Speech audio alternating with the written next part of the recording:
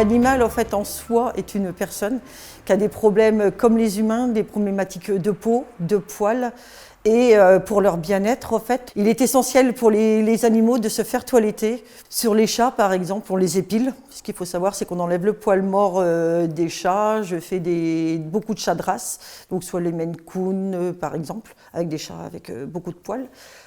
Sur les chiens, c'est pareil, on a des chiens donc à double coat où il faut qu'on enlève en fait la mue, donc 3 à 4 fois par an. À peu près, avec les changements climatiques, ça évolue aussi en fonction voilà, des changements qui se sont apportés les dernières années.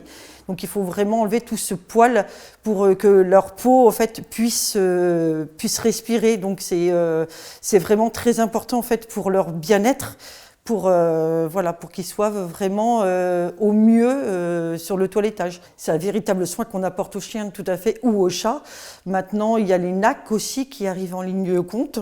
Donc, c'est des nouveaux animaux compagnie qui ont besoin aussi de soins comme les lapins angora par exemple, avec pareil, du sous-poil, des choses comme ça, où il faut vraiment enlever ces poils pour que la peau respire. C'est super important pour l'animal. Tout à fait, on apprend la relation animale.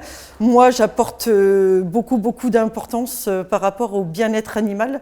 Donc je me forme, c'est ce que je disais tout à l'heure, je continue à me former.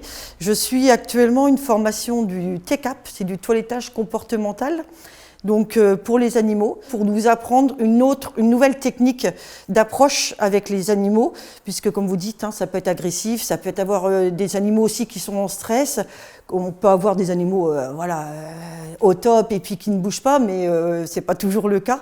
Donc moi j'apporte vraiment un bien-être animal, je veux vraiment leur apporter le meilleur. Par exemple, moi sur un premier toilettage, si je vois que c'est compliqué, je fais revenir le maître et on voit ensemble pour que justement que le chien, au fur et à mesure, il soit pas dans le « hop, faut absolument tout de suite le faire ». Il faut vraiment qu'il y ait une relation de confiance. S'il veut pas, on le fait pas tout de suite, c'est pas grave, on peut le faire un autre jour.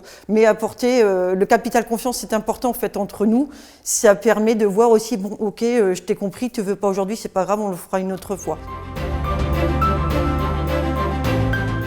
Moi, je vais dire au maître tout ce qui s'est passé, de bien ou de pas bien. C'est vraiment un capital confiance en disant, là, sur le tel point, il va falloir que je travaille un peu plus parce que, effectivement, le chien ou le chat n'est pas à l'aise.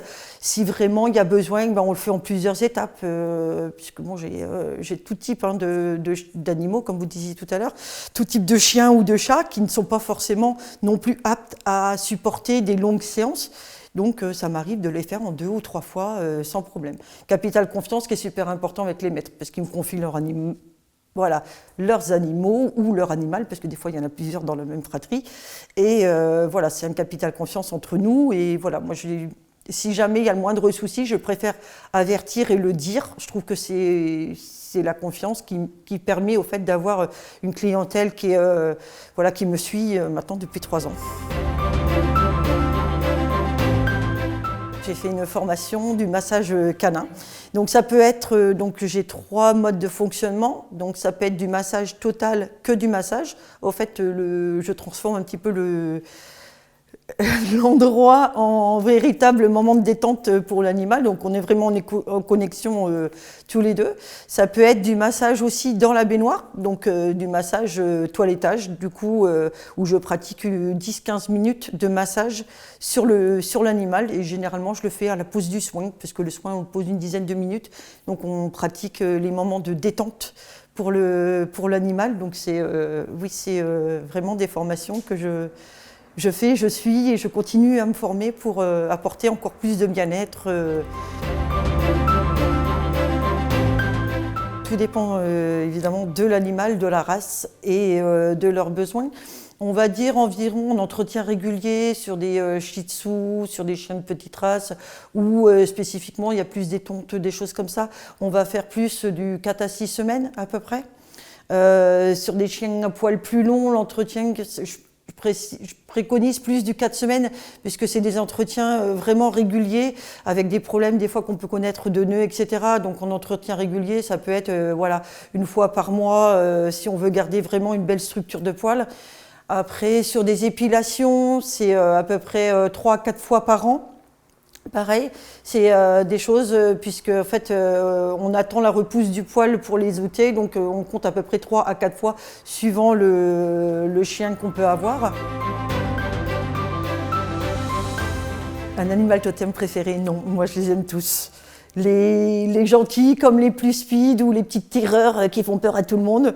Moi je les aime tous et je veux leur apporter le bien-être dans le toilettage, dans l'amour que j'ai pour eux et ils le ressentent. Donc généralement ils viennent pas à reculons au niveau du salon. Donc non, pas d'animal totem, je les aime tous.